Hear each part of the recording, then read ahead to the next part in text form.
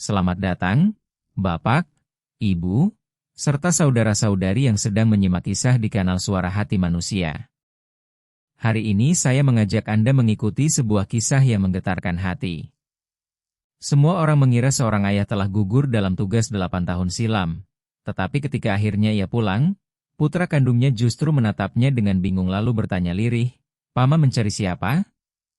Selama 8 tahun penuh, Nayara Sekar Ayuningtyas hidup seorang diri, setia mengenang suaminya yang diakini telah gugur, menahan segala kepedihan sebagai seorang janda prajurit. Namun pada hari itu, ketika berdiri di teras rumah yang dinaungi bunga bugenvil merah bermekaran, keranjang plastik di tangannya terlepas dan jatuh menghantam lantai dengan bunyi keras. Di hadapannya berdiri seorang pria kurus dengan pakaian lusuh penuh noda lumpur. Wajahnya dipenuhi bekas luka panjang yang menjadi saksi kerasnya waktu dan alam. Jantung Nayara Sekar Ayuningtyas seolah berhenti berdetak, napasnya tercekat, dadanya sesak seakan diremas tangan yang tak kasat mata.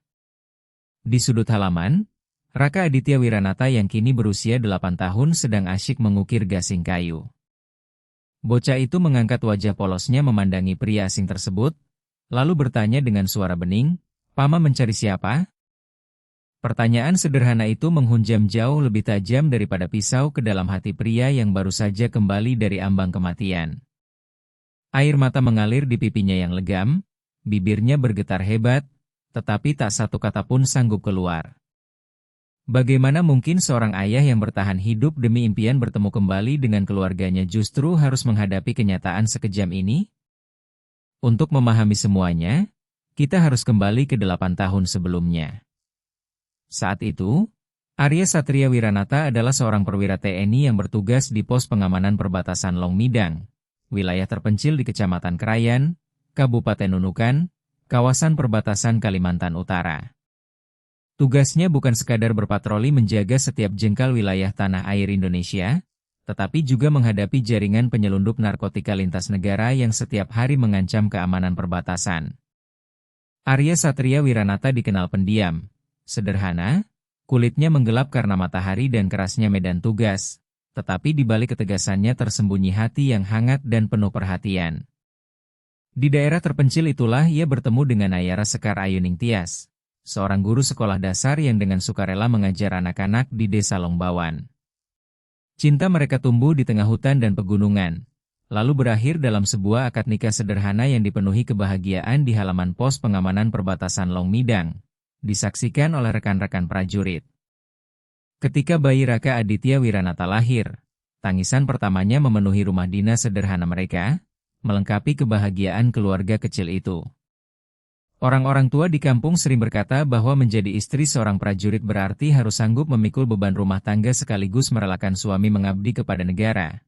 Karena sebelum menjadi milik keluarganya, seorang prajurit lebih dahulu mengabdikan dirinya kepada bangsa dan tanah air. Memang ada benarnya ungkapan bahwa istri prajurit adalah perempuan-perempuan paling berani, karena sebelum menikah dengan laki-laki yang mereka cintai, mereka lebih dahulu menerima kenyataan bahwa suaminya telah mengabdikan hidup kepada tanah air Indonesia. Kalimat itu memang sering diucapkan sebagai gurauan, tetapi kenyataannya setiap istri prajurit harus memiliki hati sekuat baja. Suami mereka bisa saja meninggalkan rumah kapanpun ketika perintah tugas mendadak datang. Entah saat makan malam keluarga baru saja dimulai ataupun ketika seluruh keluarga sedang tertidur lelap menjelang pergantian tahun. Begitu telepon berdering, ransel lapangan dipanggul, seragam dikenakan, lalu mereka melangkah menembus gelap malam tanpa ragu. Nayara Sekar Ayuningtyas memahami dan menerima semua pengorbanan itu sejak hari ia bersedia menjadi istri Arya Satria Wiranata. Dengan sepenuh hati ia memilih menjadi penopang keluarga, membesarkan putra mereka seorang diri di rumah dinas sederhana agar suaminya dapat menjalankan tugas menjaga negara dan melindungi rakyat dengan tenang. Saat itu bayi Raka Aditya Wiranata baru berusia 3 bulan. Tubuhnya mungil, sering menangis ketika cuaca berubah, tetapi senyumnya yang polos sangat mirip dengan ayahnya. Misi yang kemudian mengubah seluruh hidup mereka dimulai pada suatu malam di penghujung bulan Juli, ketika hujan lebat mengguyur kawasan perbatasan Kalimantan Utara tanpa henti selama berhari-hari. Langit diselimuti awan hitam pekat, kilat sesekali membelah kegelapan, disusul dentuman guntur yang mengguncang atap seng rumah-rumah di kompleks dinas. Setelah 3 bulan bertugas di pedalaman hutan, Arya Satria Wiranata baru memperoleh cuti 1,5 hari untuk pulang menjenguk istri dan putranya. Malam itu bayi Raka Aditya Wiranata terus menangis karena demam akibat tumbuh gigi. Nayara Sekar Ayuning Tias tidak tidur semalaman, menggendong putranya sambil berjalan mengelilingi rumah dan terus menyanyikan lagu Nina Bobo. Ketika suami istri itu bergantian menenangkan bayi mereka, suara telepon tiba-tiba memecah kesunyian malam yang diguyur hujan. Nada deringnya terdengar tergesa-gesa dan menegangkan. Arya Satria Wiranata segera mengangkat panggilan itu. Baru beberapa kalimat didengarnya, wajahnya langsung berubah tegas dan sorot matanya menjadi sangat tajam. Operasi besar pemberantasan jaringan narkotika lintas negara yang selama 6 bulan dipantau oleh tim gabungan TNI, Polri, dan BNN mendadak mengalami perkembangan. Para pelaku berusaha menyelundupkan narkotika dalam jumlah sangat besar melalui jalur tikus perbatasan, memanfaatkan hujan deras dan tanah longsor untuk mengelabui aparat. Perintah bergerak dikeluarkan saat itu juga. Tanpa membuang waktu sedetik pun, Arya Satria Wiranata mengambil seragam loreng lapangan yang masih sedikit lembab, mengenakan jas hujan plastik, lalu menoleh kepada Nayara Sekar Ayuning Tias dengan tatapan penuh kasih yang sulit diungkapkan. Ia melangkah mendekati istrinya, membelai lembut rambut yang kusut karena semalaman tidak tidur, kemudian mengecup keningnya sebelum mencium putra kecil mereka yang mulai terlelap di pelukan sang ibu. Dahinya masih dipenuhi butiran keringat. Dengan suara hangat ia berbisik, "Ayah hanya menyelesaikan tugas ini. Setelah itu ayah akan pulang membawa susu untuk Raka Aditya Wiranata. Sayang, kunci pintu baik-baik dan jangan membawa anak keluar rumah dalam cuaca sedingin ini." Kata-kata itu terdengar jelas di tengah suara hujan yang terus mengguyur atap. Nayara Sekar Ayuning Tias menggendong putranya hingga ke depan pintu untuk mengantar kepergian suaminya. Entah mengapa malam itu dadanya dipenuhi kegelisahan yang tak dapat dijelaskan. Jantungnya berdegup semakin kencang seolah sebuah firasat buruk perlahan menyelinap ke dalam hatinya. Nayara Sekar Ayuning Tias hanya mampu berdiri terpaku di depan pintu rumah, menatap punggung tegap suaminya yang perlahan menghilang di balik tirai hujan putih, hingga suara mesin sepeda motor benar-benar lenyap ditelan gemuruh petir dan angin pegunungan di kawasan perbatasan Kalimantan Utara. Ia sama sekali tidak pernah membayangkan bahwa bayangan punggung yang tergesa-gesa itu, juga janji sederhana untuk membawakan susu bagi putra mereka, akan menjadi kenangan terakhir yang menemaninya selama 8 tahun penuh air mata.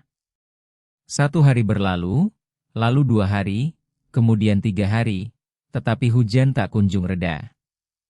Air bah terus mengalir deras dari hulu sungai Krayan, mengubah aliran sungai yang biasanya tenang menjadi keruh dan ganas. Tak ada satupun pesan yang mengabarkan keselamatan, tak ada satupun panggilan telepon. Memang bukan hal aneh apabila operasi di wilayah perbatasan berlangsung berminggu-minggu, tetapi firasat seorang istri terus mengatakan kepada Nayara Sekar Ayuning Tias bahwa sesuatu telah terjadi. Setiap malam sambil menggendong bayi Raka Aditya Wiranata, ia menyaksikan berita di televisi yang menayangkan banjir bandang dan tanah longsor yang meluluh lantakan kawasan perbatasan, membuat dadanya semakin dipenuhi kecemasan. Hingga akhirnya kenyataan paling kejam benar-benar datang menghancurkan hidupnya. Menjelang senja, sebuah jeep dinas TNI berwarna hijau zaitun berhenti di depan rumah. Yang turun dari kendaraan itu bukanlah Arya Satria Wiranata dengan senyum hangat seperti biasanya, melainkan Mayor Bagas Wicaksono bersama Sersan Kepala Fadlan Mahesa dan Sersan 1 Yuda Pamungkas.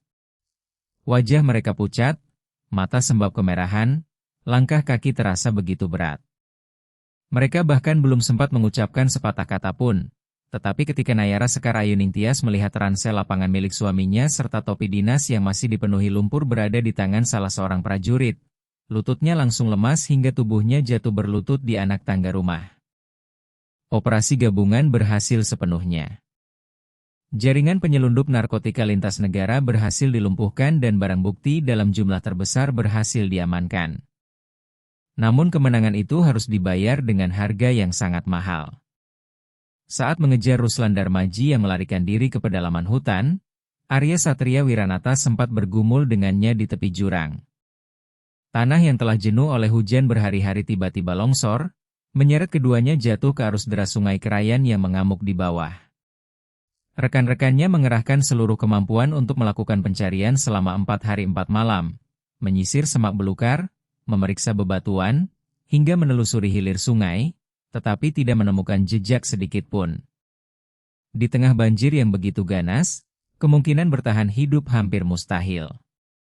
Beberapa hari kemudian, surat keterangan gugur dalam tugas resmi dikirim kepada keluarga, membawa luka yang seakan merobek hati Nayara Sekar Ayuning Tias. Orang sering berkata bahwa cahaya adalah sesuatu yang bergerak paling cepat di alam semesta. Tetapi barangkali mereka belum pernah melihat betapa cepatnya kabar menyebar di kompleks perumahan dinas. Air mata sang janda bahkan belum sempat mengering ketika para ibu tetangga sudah berkumpul di ujung gang membicarakan nasibnya dengan penuh emosi. Ada yang menggelengkan kepala sambil berkata kasihan sekali. Perempuan sebaik itu harus kehilangan suaminya ketika usia pernikahan mereka masih begitu muda. Ada pula yang berkomentar dengan nada dingin bahwa sejak awal ia sudah memperingatkan agar jangan menikah dengan prajurit. Lebih baik memilih pedagang atau tukang kayu yang selalu berada di rumah daripada harus menjalani hidup penuh ketidakpastian dan akhirnya membesarkan anak seorang diri. Begitulah lidah manusia, kadang terdengar penuh belas kasihan. Tetapi pada saat yang sama dapat melukai hati lebih tajam daripada sebilah pisau. Kata-kata yang diucapkan tanpa niat jahat itu justru terus menambah luka baru di atas hati yang sudah berdarah. Hari-hari berikutnya berubah menjadi lembaran kelabu dalam kehidupan Nayara Sekar Ayuning Tias. Ia hanya memiliki sebuah sudut kenangan keluarga dengan foto mendiang suaminya, tanpa makam yang bisa diziarahi ataupun jenazah yang dapat dipeluk untuk mengucapkan selamat tinggal. Sejak saat itu ia hidup bagaikan kehilangan separuh jiwanya. Pada siang hari ia tetap berdiri mengajar di SD Negeri Lombawan, tetapi semua dilakukan seperti seorang manusia yang bergerak tanpa perasaan. Begitu malam tiba dan pintu rumah tertutup rapat, ia memeluk bantal sambil menangis dalam diam hingga dadanya sesak. Ada saat-saat ketika keputusasaan hampir membuatnya menyerah, ingin mengakhiri hidup agar bisa menyusul suaminya dan terbebas dari kesepian yang menyelimuti rumah kecil tanpa sosok kepala keluarga. Namun setiap kali tangisan bayi Raka Aditya Wiranata meminta susu atau tawanya yang polos menggema di rumah, Nayara Sekar Ayuning Tias kembali tersadar. Putra kecil itu adalah satu-satunya darah daging yang ditinggalkan Arya Satria Wiranata, amanah yang harus dijaganya, sekaligus bukti cinta mereka berdua. Ia berjanji kepada dirinya sendiri bahwa ia tidak boleh runtuh. Ia harus bertahan hidup dan menjalani kehidupan sebaik mungkin, bahkan menggantikan bagian hidup sang pahlawan yang telah diakini gugur. Waktu terus mengalir seperti sungai yang tak pernah berbalik arah, perlahan meredakan luka yang menganga di dalam hatinya. Ibu dan anak itu saling menguatkan melewati setiap badai kehidupan. Dengan tabah, Nayara Sekar Ayuning Tias menjalankan peran sebagai ibu sekaligus ayah bagi Raka Aditya Wiranata. Semakin besar, wajah Raka Aditya Wiranata semakin mirip dengan Arya Satria Wiranata. Cara ia berjalan dengan kedua tangan di belakang punggung, kebiasaan mengernyitkan dahi ketika berpikir. Semuanya begitu menyerupai ayahnya hingga Nayara Sekar Ayuning Tias sering merasa seolah-olah ia sedang melihat sosok kecil Arya Satria Wiranata hidup kembali di hadapannya. Bocah itu tumbuh menjadi anak yang cerdas dan penuh rasa ingin tahu. Kadang-kadang ketika sedang bermain menyusun balok, ia mengangkat wajahnya ke arah foto ayahnya lalu bertanya polos, "Ibu, kenapa ayah hanya diam di foto itu? Apa ayah tidak capai berdiri di sana terus? Kenapa ayah tidak keluar bermain kuda-kudaan bersamaku di halaman?" Pertanyaan-pertanyaan lugu itu membuat Nayara Sekar Ayuning Tias tersenyum getir sambil menahan tangis.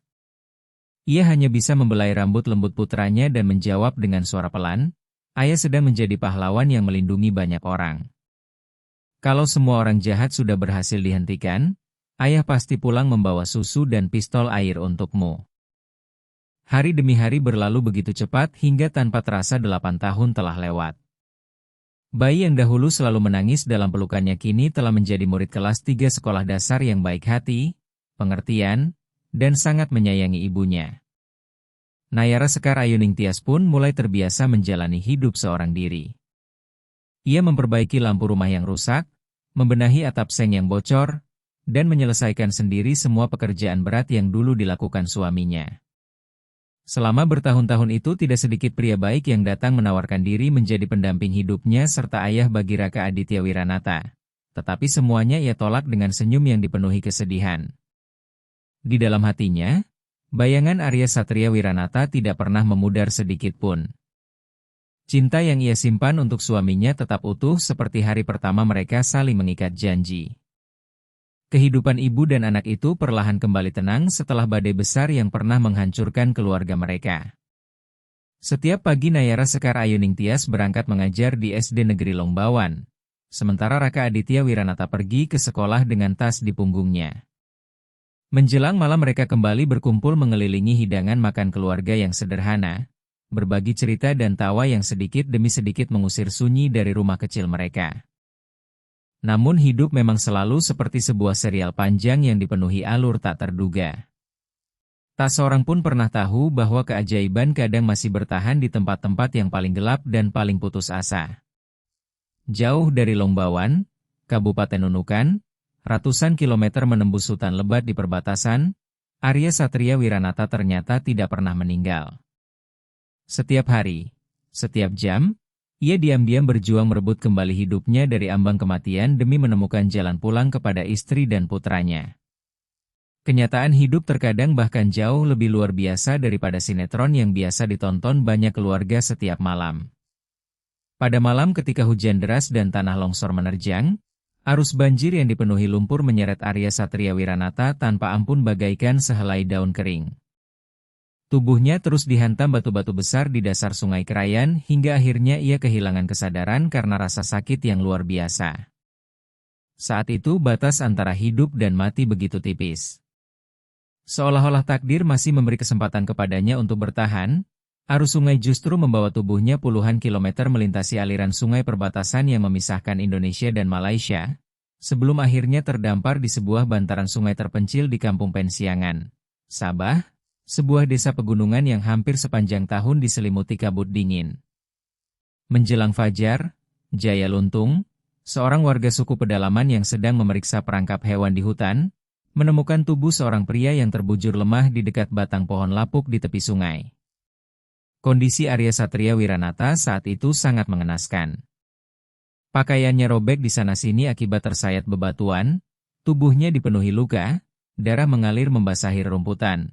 Sementara napasnya tinggal tersisa sangat lemah, seolah dapat berhenti kapan saja. Berbekal pengalaman bertahun-tahun hidup di hutan, Jaya Luntung segera memetik berbagai daun obat tradisional. Menumbuknya lalu menempelkan ramuan itu pada luka-luka terbuka untuk menghentikan pendarahan. Setelah itu ia bersama putranya, Bayu Luntung, mengangkat tubuh Arya Satria Wiranata dan membawanya pulang ke rumah panggung sederhana mereka. Berbeda dengan kisah-kisah romantis di layar kaca yang sering memperlihatkan tokoh utama kehilangan ingatan lalu terbangun di rumah sakit mewah dengan perawat cantik di sisinya, kenyataan yang dialami Arya Satria Wiranata jauh lebih keras. Ketika ia perlahan membuka mata, yang menyambutnya hanyalah aroma asap dari tungku kayu bakar yang meresap ke dinding anyaman bambu, bau tanah lembab khas pedalaman, serta atap rumbia tua yang telah berlubang dimakan usia. Selama lebih dari sebulan ia tersiksa oleh malaria hutan. Tubuhnya bergantian dibakar demam tinggi lalu menggigil hebat hingga menusuk tulang. Ketika luka-luka di tubuhnya mulai mengering dan perlahan sembuh, muncul luka lain yang jauh lebih dalam, tak terlihat, dan jauh lebih kejam. Ingatannya lenyap sama sekali. Ia tidak lagi mengenal siapa dirinya, dari mana asalnya, atau mengapa ia berada di tempat itu. Pikirannya kosong, seputih selembar kertas yang belum pernah ditulisi satu huruf pun. Ingatan Arya Satria Wiranata benar-benar terhapus setelah mengalami cedera kepala yang sangat parah akibat benturan keras dengan bebatuan di tepi sungai. Ia tidak lagi mengetahui siapa namanya, dari mana asalnya, apa pekerjaannya, apakah ia telah berkeluarga, bahkan mengapa dirinya bisa terdampar di pelosok hutan yang begitu terpencil. Penduduk Kampung Pensiangan, Sabah yang terkenal sederhana dan baik hati melihat pria itu selalu diam, kebingungan, serta tidak pernah mengganggu siapapun. Karena itulah mereka memberinya nama Larung, sebuah julukan dalam bahasa setempat yang berarti seseorang yang hanyut terbawa arus sungai.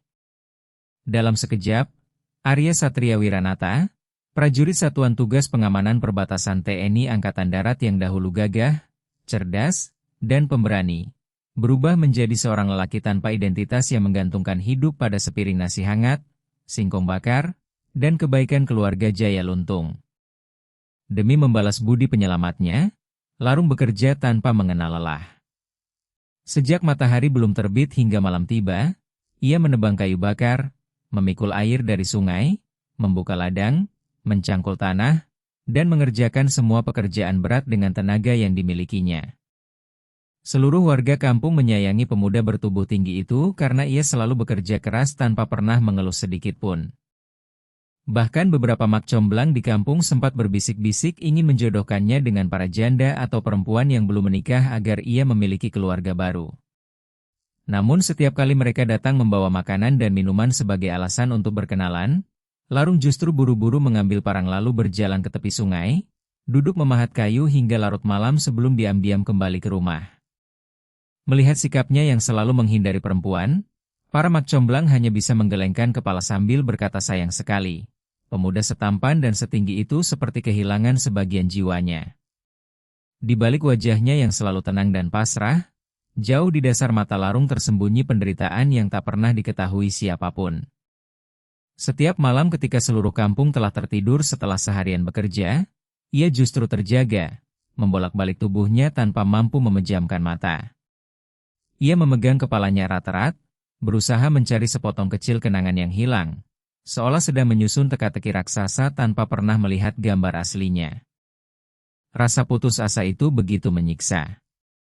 Kadang hanya hembusan aroma bunga cempaka yang terbawa angin atau suara tertentu yang terdengar sekilas sudah cukup membuat kepalanya berdenyut hebat. Pernah suatu malam ia melewati sebuah rumah panggung dan melihat seorang ibu muda menidurkan bayinya dengan lagu Nina Bobo di dekat tungku kayu bakar. Tanpa alasan yang jelas, dada Larung terasa sesak dan matanya memanas. Lagu itu terdengar begitu akrab, seolah pada masa lalu pernah ada seorang perempuan yang dengan lembut menyanyikannya tepat di samping telinganya. Di kesempatan lain, ketika melihat seorang anak tetangga berlari di halaman sambil memainkan mobil-mobilan kayu, sekilas muncul bayangan seorang bocah kecil berkulit cerah yang tersenyum riang sambil memanggil, "Ayah." Namun setiap kali ia memaksa dirinya mengingat lebih jauh, semua gambaran itu langsung pecah dan menghilang seperti gelembung sabun, meninggalkan rasa sakit yang luar biasa di kepalanya hingga ia hanya mampu memegangi kepala sambil meringis kesakitan di lantai bambu rumah panggung. 8 tahun berlalu, waktu yang cukup bagi sebatang pohon kecil tumbuh menjadi pohon besar berakar kuat, dan selama 8 tahun itu pula Larung hidup seperti bayangan tanpa masa lalu di pedalaman Malaysia, jauh dari rumah, tanpa pernah mengetahui bahwa di Longbawan, Kabupaten Nunukan, ada seorang istri dan seorang putra yang setiap hari masih menantikan kepulangannya. Perlahan-lahan Larung mulai mempelajari bahasa masyarakat setempat dan terbiasa memakan sayuran hutan yang pahit, tetapi kerinduan akan asal-usulnya tidak pernah benar-benar hilang dari dalam dadanya. Ia menanggung kesepian yang begitu dalam, hidup tanpa masa lalu untuk dikenang dan tanpa masa depan yang dapat dituju. Perasaan hampa itu menggerogoti jiwanya siang dan malam. Ia merasa dirinya seperti sepotong kayu yang hanyut mengikuti arus sungai, terapung tanpa tujuan, tanpa mengetahui di mana sebenarnya tempat ia seharusnya pulang. Ada saat-saat ketika kelelahan menguasainya hingga ia hampir menyerah. Ia ingin menerima selamanya nama Larung, melupakan siapa dirinya, lalu menghabiskan sisa hidup di pelosok hutan yang sunyi itu. Namun ikatan suami istri dan kasih sayang antara orang tua dan anak adalah sesuatu yang jauh lebih kuat daripada yang dapat dipahami manusia. Kekuatan keluarga merupakan benang tak kasat mata yang tidak dapat diputus oleh cedera kepala, hilang ingatan, ataupun jarak yang memisahkan ribuan kilometer. Titik balik terbesar dalam hidup Arya Satria Wiranata datang pada awal musim hujan di tahun ke-8. Hari itu kampung Pensiangan. Sabah kedatangan tim medis relawan TNI dan puskesmas yang memberikan pemeriksaan kesehatan dan obat-obatan gratis kepada warga.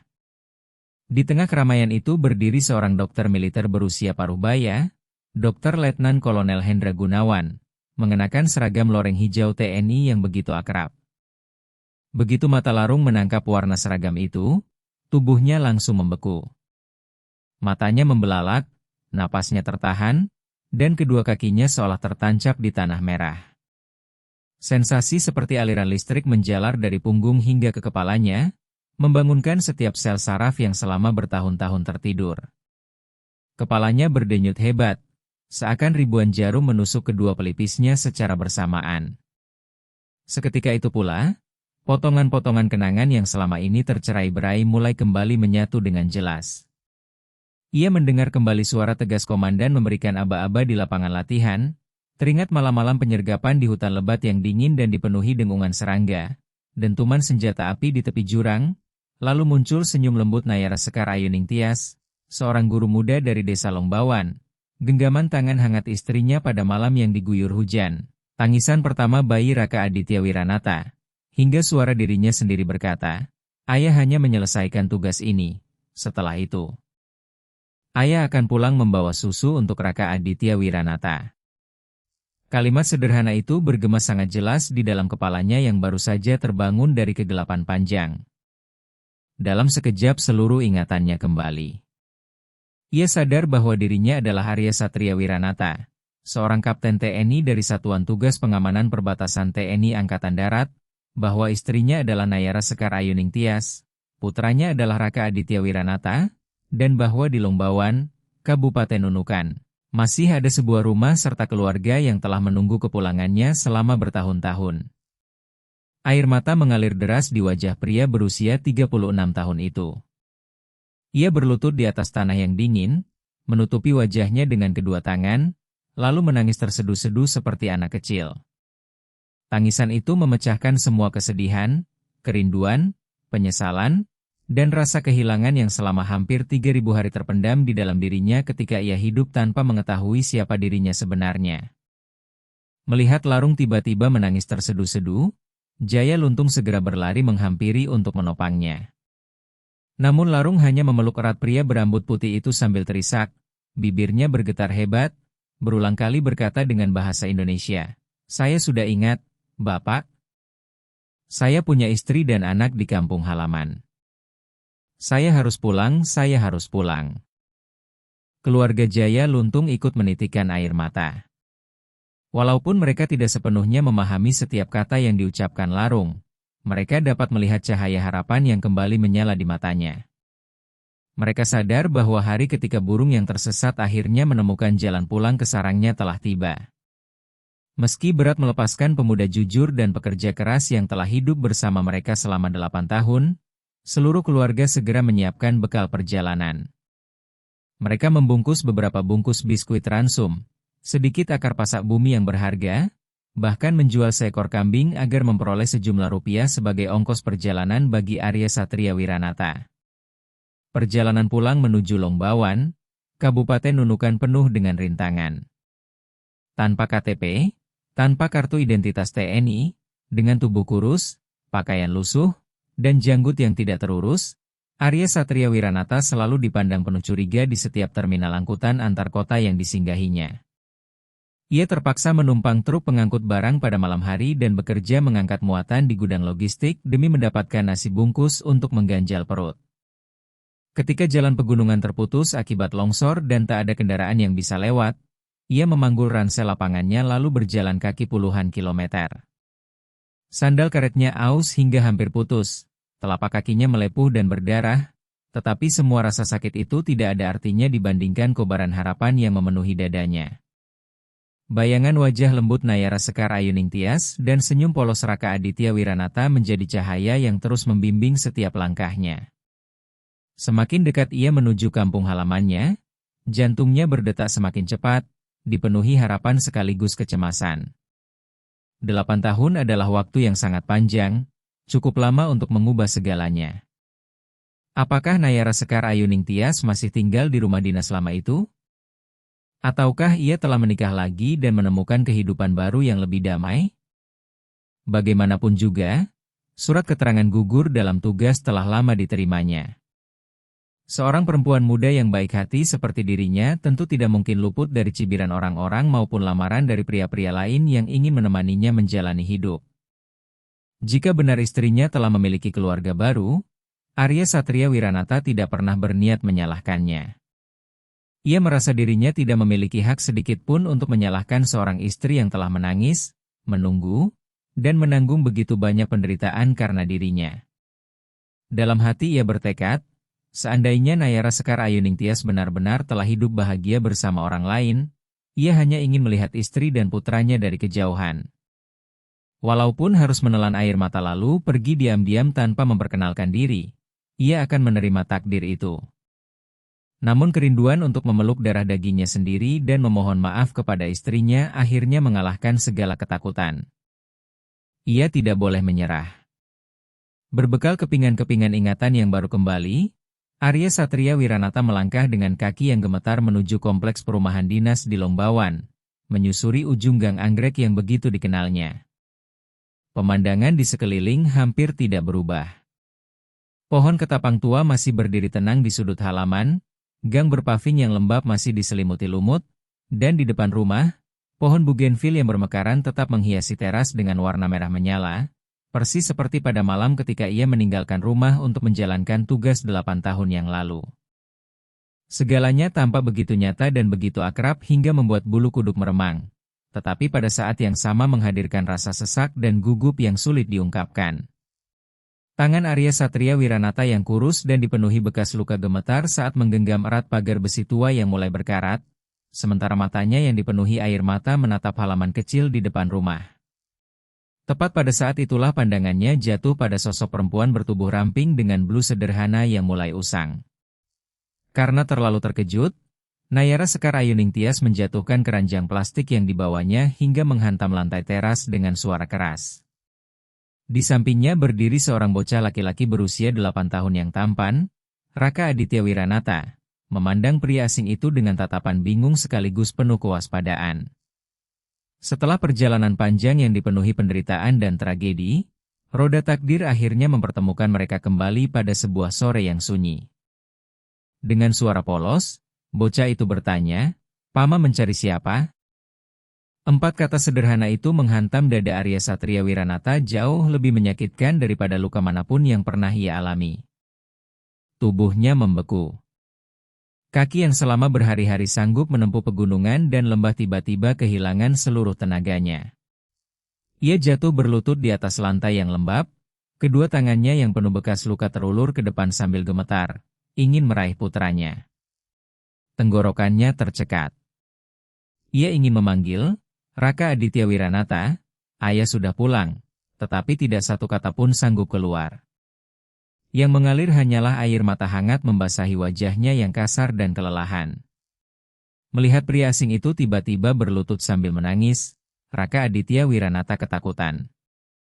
Gasing kayu di tangannya terjatuh ke tanah, lalu ia segera berlari bersembunyi di belakang Nayara Sekar Ayuningtyas. Hanya memperlihatkan separuh wajahnya sambil terus menatap pria itu dengan mata penuh curiga. Sejak menjatuhkan keranjang plastik tadi, Nayara Sekar Ayuningtyas seolah berubah menjadi patung. Kepalanya berputar, jantungnya berdetak begitu keras hingga terasa hampir meloncat keluar dari dadanya. Pria di hadapannya tampak jauh lebih tua, lebih kurus, lebih lusuh, dengan 2 bekas luka panjang membentang dari sudut mata hingga ke pipi, membuat wajahnya tampak keras seperti batang pohon yang pernah terbakar. Namun bagaimana mungkin seorang istri yang mencintai suaminya lebih daripada hidupnya sendiri tidak mengenali sosok itu? Tubuh tinggi yang kurus, dahi yang tegas, dan terutama tatapan mata itu. Tatapan hangat yang sama, dipenuhi kesedihan mendalam, persis seperti ketika mereka berpisah pada malam hujan 8 tahun sebelumnya. Perlahan Nayara Sekar Ayuningtyas melangkah maju, seolah berjalan dalam mimpi. Ia takut jika bernapas terlalu keras, pemandangan indah di hadapannya akan lenyap seperti gelembung sabun. Dengan tangan yang gemetar, ia mengulurkan jemarinya dan menyentuh perlahan wajah kasar Arya Satria Wiranata yang basah oleh air mata. Kehangatan kulit yang terasa di ujung jarinya menjalar ke seluruh tubuhnya seperti aliran listrik. Ini bukan mimpi, bukan pula bayangan atau arwah yang kembali. Pria itu benar-benar hidup. Suaminya masih hidup. Dengan suara yang pecah oleh tangis, ia memanggil, "Mas, apakah benar ini kamu, Arya Satria Wiranata?" Seruan itu memecah keheningan sore, membawa seluruh kesedihan, penyesalan, kerinduan, luka, dan kebahagiaan yang selama 8 tahun terkubur jauh di dalam hatinya hingga akhirnya meledak menjadi tangisan yang tak lagi mampu ia bendung. Nayara Sekar Ayuning Tias langsung berlutut dan memeluk erat tubuh suaminya yang kurus, penuh debu perjalanan dan aroma hutan yang telah menemaninya selama bertahun-tahun. Tangisnya pecah tanpa mampu dibendung. Di tengah halaman rumah, suami istri itu saling berpelukan begitu erat sambil menangis seolah selama hidup mereka belum pernah menangis sedalam itu. Air mata pada hari pertemuan kembali itu bercampur menjadi satu. Terasa asin namun sekaligus menghadirkan kebahagiaan yang tak dapat diungkapkan dengan kata-kata. Pada saat itulah jaringan gosip para ibu di kompleks perumahan dinas mulai bekerja lebih cepat daripada apapun. Beberapa tetangga yang sedang menyiangi sayuran dan menyiapkan lauk makan malam mendengar suara tangisan dari rumah Nayara Sekar Ayuning Tias, lalu segera meletakkan pisau dan talenan mereka sebelum berlari keluar untuk melihat apa yang sedang terjadi.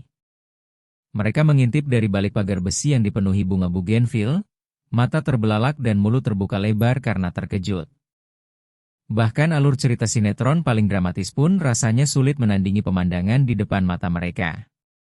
Ada yang begitu terkejut hingga mengira Nayara Sekar Ayuning Tias terlalu lama hidup sendiri sampai berhalusinasi. Ada pula yang memberanikan diri mengamati lebih dekat, lalu hampir jatuh pingsan ketika melihat wajah pria itu dengan jelas. Mereka tergagap dan berbisik satu sama lain, bukankah itu Arya Satria Wiranata? Bukankah dia dinyatakan gugur 8 tahun lalu? Apa mungkin arwahnya pulang menemui istri dan anaknya pada siang bolong? Baru setelah mereka melihat kedua orang itu saling berpelukan sambil menangis, melihat Arya Satria Wiranata mengusap air matanya sendiri dan bayangannya tampak jelas di atas lantai teras, para tetangga akhirnya percaya bahwa pria itu benar-benar masih hidup. Tak lama kemudian seluruh penghuni kompleks berdatangan. Ada yang ikut menangis karena terharu, ada pula yang terus menggelengkan kepala sambil berulang kali mengucapkan syukur. Suara percakapan dan kehebohan memenuhi gang kecil yang selama bertahun-tahun begitu tenang. Setelah luapan emosi itu sedikit mereda, Nayara Sekar Ayuning Tias menggandeng suaminya memasuki rumah dinas sederhana yang selama ini selalu muncul dalam mimpi dan kerinduan Arya Satria Wiranata. Begitu melangkah melewati ambang pintu, pandangannya langsung tertuju pada sebuah sudut kenangan keluarga yang berada di sisi ruangan. Di sana terpajang foto dirinya ketika masih mengenakan seragam TNI, dibingkai rapi dengan bunga-bunga segar sebagai tanda penghormatan kepada seorang prajurit yang selama ini diakini telah gugur. Melihat foto dirinya sendiri diperlakukan sebagai kenangan bagi orang yang telah tiada menghadirkan perasaan yang begitu aneh, memilukan, sekaligus sulit dijelaskan. Sesaat terlintas pikiran yang nyaris membuatnya tersenyum pahit. Di meja kecil itu terdapat beberapa buah pisang raja yang diletakkan oleh Nayara Sekar Ayuning Tias. Dan ia sempat membatin bahwa sejak semalam perutnya belum terisi makanan. Andai saja ia boleh mengambil satu buah untuk mengganjal rasa lapar. Namun pikiran itu segera lenyap ketika Nayara Sekar Ayuning Tias bergegas menghampiri sudut kenangan tersebut. Dengan tangan yang masih gemetar ia menurunkan bingkai foto itu, memindahkan bunga-bunga yang selama ini selalu dirawatnya, lalu terus berbisik sambil menangis, "Suamiku masih hidup, suamiku benar-benar masih hidup. Aku tidak perlu lagi mengenangnya sebagai orang yang telah tiada." Syukur kepada Allah, melihat istrinya tergesa-gesa membereskan tempat yang selama 8 tahun dijadikan lambang kehadirannya, hati Arya Satria Wiranata terasa seperti disayat berkali-kali. Ia membayangkan berapa banyak malam yang telah dilalui Nayara Sekar Ayuning Tias seorang diri sambil memandangi foto itu dan menangis dalam kesunyian. Tak sanggup lagi menahan rasa bersalah yang memenuhi dadanya, Arya Satria Wiranata melangkah mendekat, memeluk istrinya dari belakang dengan erat, lalu berkata dengan suara serak yang dipenuhi tangis, "Maafkan aku benar-benar telah membuatmu dan Raka Aditya Wiranata menderita begitu lama. Aku sudah berjanji akan pulang membawa susu untuk Raka Aditya Wiranata, tetapi justru menghilang selama bertahun-tahun.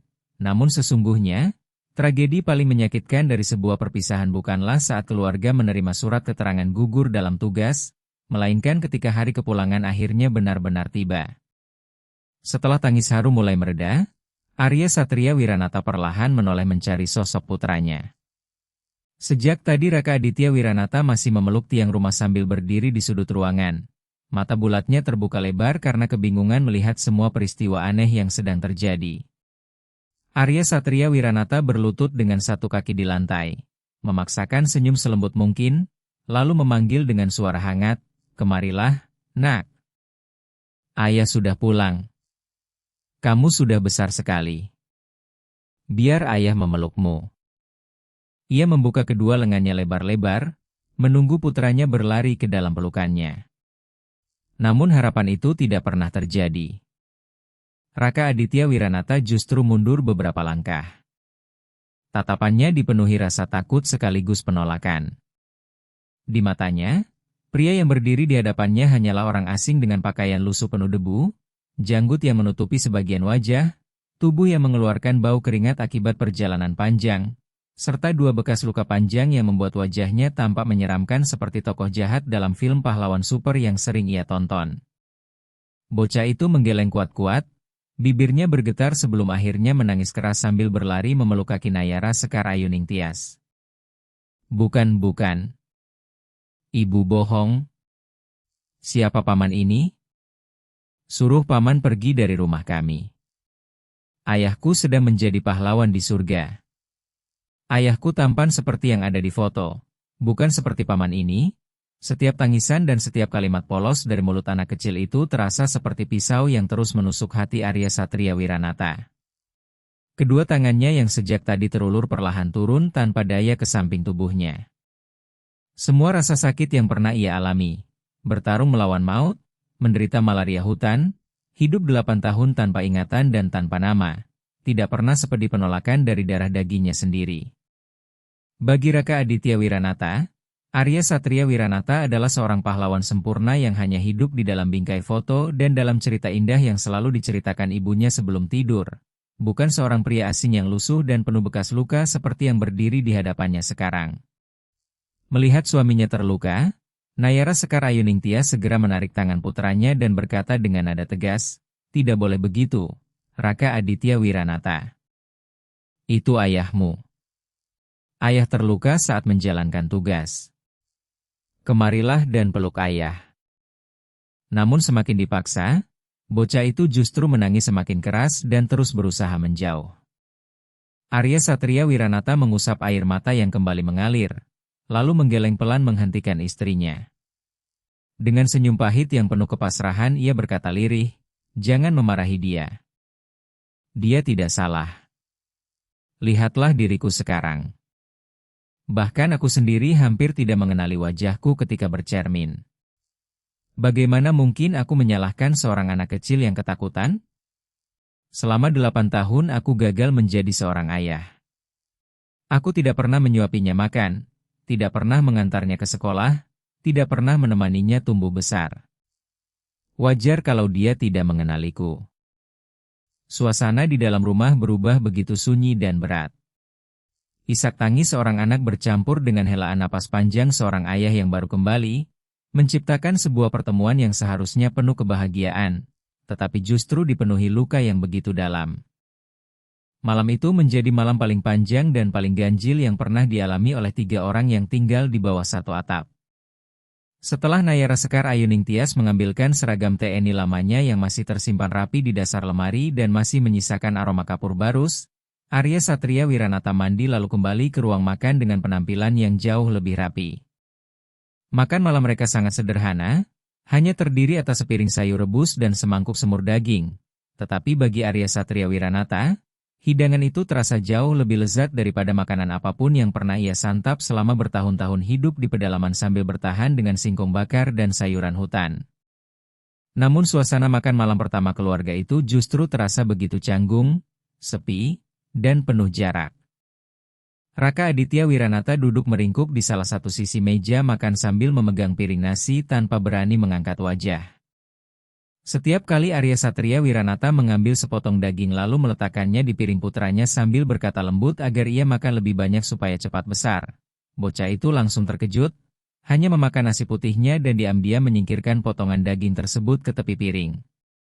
Tangan Arya Satria Wiranata bergetar pelan ketika memegang sendok. Ia berusaha menelan suapan nasi, tetapi tenggorokannya terasa sesak seolah setiap butir nasi berubah menjadi batu. Ketika malam semakin larut, angin dingin berembus melewati celah-celah jendela kayu tua hingga membuat cahaya lampu di rumah bergoyang pelan. Nayara Sekar Ayuning Tias menyuruh Raka Aditya Wiranata tidur lebih awal. Bocah itu segera naik ke tempat tidur, menarik selimut hingga menutupi seluruh tubuhnya.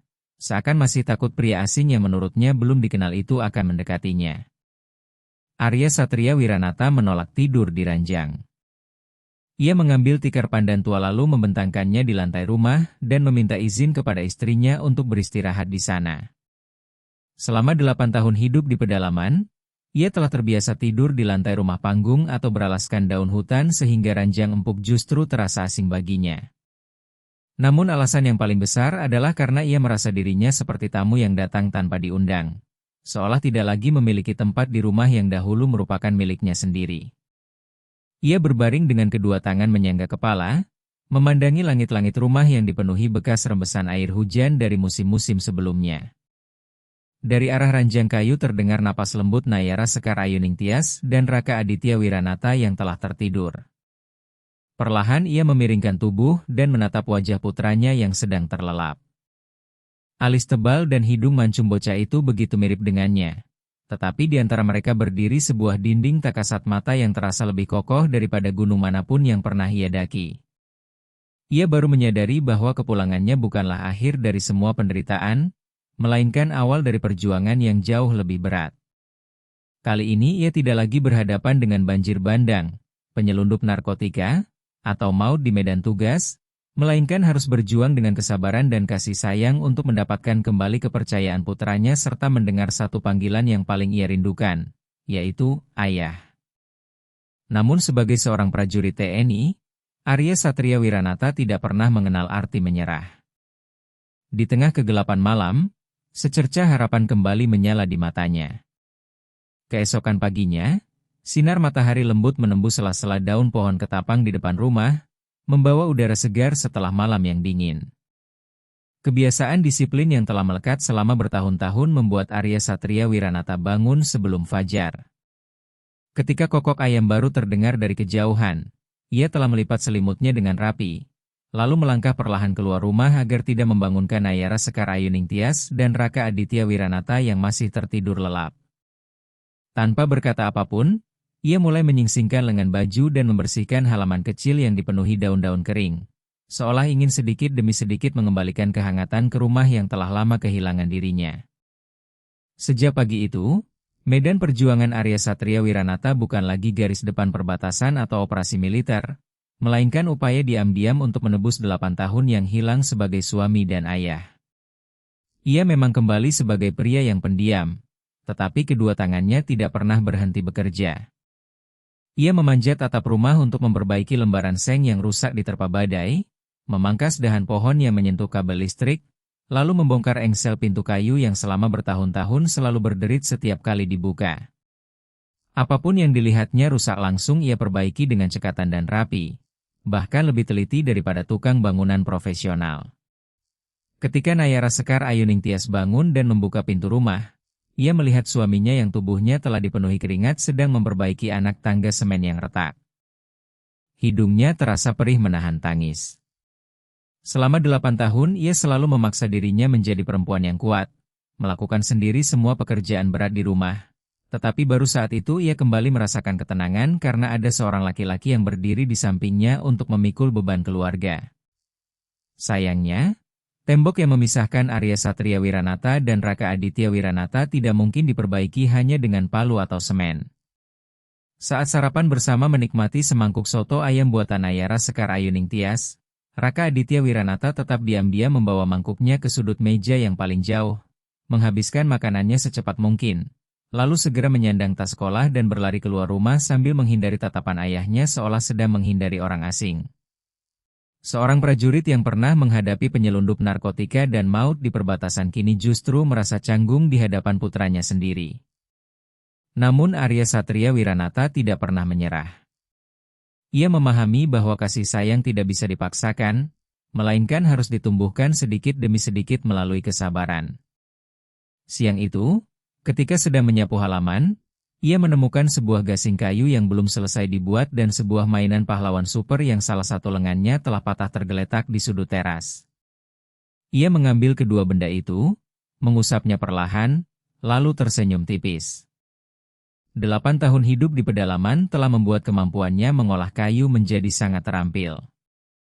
Tanpa memberitahu siapapun, ia berjalan menuju bengkel kayu Pak Seno di ujung Gang Anggrek dan meminta sepotong kayu ulin yang sudah tidak terpakai kepada Pak Seno Hardianto. Sepanjang sore itu, Arya Satria Wiranata duduk di beranda rumah dengan sebilah pisau kecil yang diasah hingga tajam, memahat kayu dengan penuh ketelitian. Serpihan-serpihan kayu jatuh perlahan ke lantai, seolah membawa semua kerinduan dan kasih sayang yang selama 8 tahun tidak pernah sempat ia berikan kepada putranya. Dengan sepenuh hati ia membuat sebuah patung kecil prajurit TNI dari kayu. Patung itu mengenakan ransel lapangan, memegang senapan dinas, memakai topi rimba, dan memiliki senyum hangat yang sangat mirip dengan wajah Arya Satria Wiranata ketika masih bertugas sebelum dinyatakan gugur. Setelah selesai memahat, ia menghaluskan setiap bagian menggunakan amplas hingga benar-benar licin agar Raka Aditya Wiranata tidak terluka oleh serpihan kayu ketika memegangnya. Di zaman ketika banyak anak lebih tertarik menghabiskan waktu dengan gawai dan layar yang penuh warna, Arya Satria Wiranata tetap percaya bahwa sebuah mainan sederhana yang dibuat dengan tangan dan hati seorang ayah masih memiliki kekuatan untuk menyentuh hati seorang anak. Benar saja.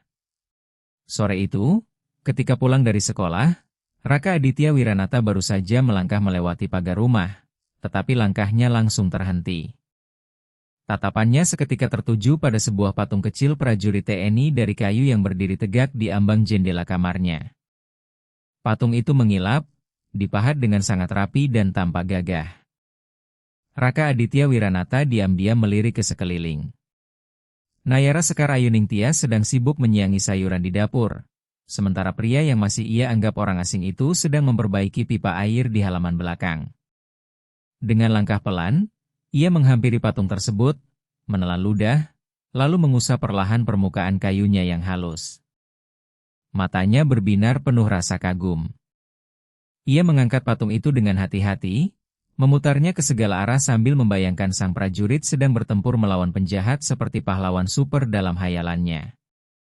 Tepat saat itu terdengar suara anak-anak tetangga memanggil dari depan pagar, mengajak Raka Aditya Wiranata bermain kelereng di ujung gang.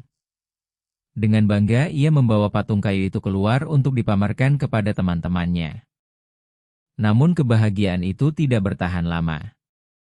Anak-anak di kompleks memang terkenal usil dan sering mendengar percakapan orang dewasa. Dimas Rangga Pratama, yang paling besar di antara mereka, langsung mencibir sambil berkata, "Mainan kayu begitu apa hebatnya? Robotku bisa menyala dan bersuara. Lagi pula ibuku bilang sekarang ada pria aneh tinggal di rumahmu. Katanya wajahnya penuh bekas luka dan pikirannya juga tidak normal. Bukankah dulu kamu selalu bilang ayahmu tampan dan seorang pahlawan? Berarti kamu cuma mengarang cerita." Kata-kata polos itu menghantam hati Raka Aditya Wiranata. Wajahnya memerah karena marah. Ia menggenggam erat patung kayu itu sambil membalas, "Bukan begitu. Jangan menghina keluargaku. Aku tidak mau berteman denganmu lagi." Perdebatan kecil itu segera berubah menjadi dorong-dorongan. Karena tubuhnya lebih besar, Dimas Rangga Pratama mendorong bahu Raka Aditya Wiranata hingga bocah itu terjatuh ke tanah. Patung kayu terlepas dari tangannya dan berguling beberapa meter hingga salah satu sisinya tergores. Raka Aditya Wiranata langsung menangis keras, bukan hanya karena lututnya sakit, tetapi juga karena patung pemberian ayahnya rusak. Pada saat itulah sebuah tangan besar dan hangat mengangkat tubuhnya dengan lembut dari tanah. Arya Satria Wiranata ternyata telah berdiri memperhatikan mereka sejak tadi dari beranda rumah. Begitu melihat pria berwajah penuh bekas luka itu mendekat, anak-anak lain spontan mundur ketakutan. Bahkan ada yang hampir berlari pulang. Raka Aditya Wiranata sendiri tanpa sadar berlindung di belakang tubuh Arya Satria Wiranata. Matanya masih dipenuhi air mata. Arya Satria Wiranata sama sekali tidak marah. Ia memungut patung kayu yang terjatuh, meniup debu yang menempel, lalu mengusap goresannya dengan telapak tangan. Setelah itu ia menatap Dimas Rangga Pratama sambil tersenyum ramah dan berkata, "Kamu Dimas Rangga Pratama, ya? Robotmu memang keren, tapi robot itu memakai baterai. Kalau baterainya habis, dia tidak bisa bergerak lagi." Patung prajurit ini dibuat dari kayu ulin. Semakin sering dipegang, permukaannya justru akan semakin mengilap dan tidak mudah rusak. Goresan kecil ini nanti Paman perbaiki. Besok Paman akan membuatkanmu sebuah tank kayu yang bentuknya seperti tank sungguhan. Bagaimana? Mendengar kata tank kayu, mata Dimas Rangga Pratama langsung berbinar. Rasa takutnya menghilang seketika. Anak-anak lain pun segera mengerumuni Arya Satria Wiranata dengan wajah penuh antusias. "Paman, buatkan aku pesawat kayu, ya? Paman, aku mau ketapel. Paman, buatkan mobil-mobilan juga." Dalam sekejap suasana berubah total.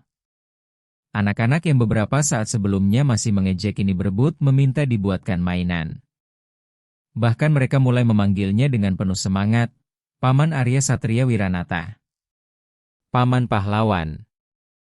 Arya Satria Wiranata mengusap kepala setiap anak dengan penuh kasih lalu berjanji akan membuatkan masing-masing sebuah mainan kayu. Anak-anak pun pulang dengan wajah berseri-seri, meninggalkan gang kecil itu kembali sunyi. Kini hanya Arya Satria Wiranata dan Raka Aditya Wiranata yang berdiri di bawah rindangnya pohon bugenvil yang sedang bermekaran. Raka Aditya Wiranata mengangkat wajahnya yang masih basah oleh sisa air mata untuk memandangi pria tinggi di sampingnya. Pria itu ternyata tidak menakutkan. Ia tidak seperti monster atau orang aneh sebagaimana yang sering dibicarakan orang-orang. Ia telah mengangkatnya ketika terjatuh, melindunginya dari anak-anak yang lebih besar, bahkan mampu membuat mainan kayu yang begitu indah. Di dalam hati kecil bocah berusia 8 tahun itu, rasa takut perlahan mencair dan digantikan oleh kekaguman yang tumbuh tanpa disadarinya. Arya Satria Wiranata menyerahkan kembali patung prajurit TNI itu sambil berkata lembut, "Ayah minta maaf karena mainanmu tergores. Nanti malam ayah akan menghaluskannya lagi." Kali ini Raka Aditya Wiranata tidak lagi menarik tangannya. Ia menerima patung itu dengan hati-hati, memeluknya di dada, lalu berbisik pelan, "Tidak apa-apa, yah tetap bagus." Dua kata sederhana itu membuat dada Arya Satria Wiranata dipenuhi kehangatan yang tak pernah ia rasakan selama 8 tahun terakhir. Bagi dirinya, kalimat singkat itu terasa jauh lebih berharga daripada segala penghargaan yang pernah diterimanya sebagai prajurit. Malam harinya, keluarga kecil itu kembali duduk mengelilingi meja makan sederhana. Di atas meja tersaji ikan patin asam pedas buatan Nayara Sekar Ayuning Tias yang masih mengepul hangat. Dengan hati-hati Arya Satria Wiranata mengambil bagian daging ikan yang paling lembut, membersihkan semua durinya, lalu meletakkannya di piring Raka Aditya Wiranata sambil menahan napas menunggu reaksi putranya. Raka Aditya Wiranata menatap sepotong ikan itu beberapa saat, kemudian memandang wajah ayahnya yang penuh bekas luka. Setelah terdiam cukup lama, tiba-tiba terdengar suara polos yang memecahkan keheningan, "Ayah, bekas luka di wajah ayah masih sakit, ya? Nanti setelah makan aku ambil plester bergambar pahlawan super supaya cepat sembuh." Mendengar kata, "ayah," diucapkan dengan begitu tulus, Arya Satria Wiranata langsung menjatuhkan sendok yang dipegangnya. Air mata mengalir tanpa dapat dihentikan. Bahunya yang kokoh bergetar hebat karena tangis bahagia. Ia segera menarik Raka Aditya Wiranata ke dalam pelukannya, memeluk tubuh kecil itu seerat mungkin sambil menempelkan wajahnya pada rambut putranya. Dengan suara yang tersendat ia berbisik, "Ayah sudah tidak sakit lagi, Nak. Mendengar kamu memanggil ayah seperti ini sudah menyembuhkan semua rasa sakit ayah." Raka Aditya Wiranata pun memeluk leher ayahnya dengan kedua tangan mungilnya dan menyandarkan pipinya pada bahu yang penuh bekas luka. Di seberang meja, Nayara Sekar Ayuning Tias diam-diam mengusap air mata yang terus mengalir di pipinya. Ketiganya kemudian saling berpelukan di tengah makan malam yang sederhana namun dipenuhi kehangatan keluarga. Setelah melewati begitu banyak penderitaan, hati Arya Satria Wiranata akhirnya menemukan tempat pulang yang selama ini ia rindukan. Api keluarga yang nyaris padam kini kembali menyala terang, menghancurkan semua tembok yang selama bertahun-tahun memisahkan mereka. Semua badai kehidupan seakan berhenti tepat di balik pintu rumah kecil itu. Demikianlah kisah perjalanan seorang ayah yang berhasil menemukan kembali ingatannya sekaligus merebut kembali kasih sayang keluarganya. Kisah ini mengingatkan bahwa orang sering memuji keberanian para prajurit yang menjaga keamanan negara, tetapi tanpa sadar melupakan luka batin yang mereka dan keluarganya tanggung selama bertahun-tahun. Di balik setiap tanda jasa tersimpan pengorbanan, kerinduan, dan penderitaan yang tidak selalu terlihat oleh mata. Penolakan yang sempat dilakukan Raka Aditya Wiranata bukanlah karena ia anak yang tidak berbakti, melainkan akibat panjangnya waktu yang memisahkan seorang ayah dari putranya. Pada akhirnya, hanya kesabaran, kasih sayang, dan cinta tanpa syarat yang mampu menjembatani jarak itu. Cinta tidak pernah lahir dari paksaan, melainkan tumbuh melalui perhatian kecil yang dilakukan setiap hari dengan tulus. Sejauh apapun kehidupan membawa seseorang tersesat, keluarga akan selalu menjadi cahaya yang menuntun jalan pulang. Karena itu, hargailah setiap makan bersama, setiap pelukan pasangan hidup, dan setiap tawa polos anak-anak, sebab di luar sana masih banyak orang yang rela mengorbankan masa muda, bahkan mempertaruhkan nyawa, hanya demi dapat kembali ke rumah dan sekali lagi mendengar satu panggilan yang paling berharga di dunia, Ayah.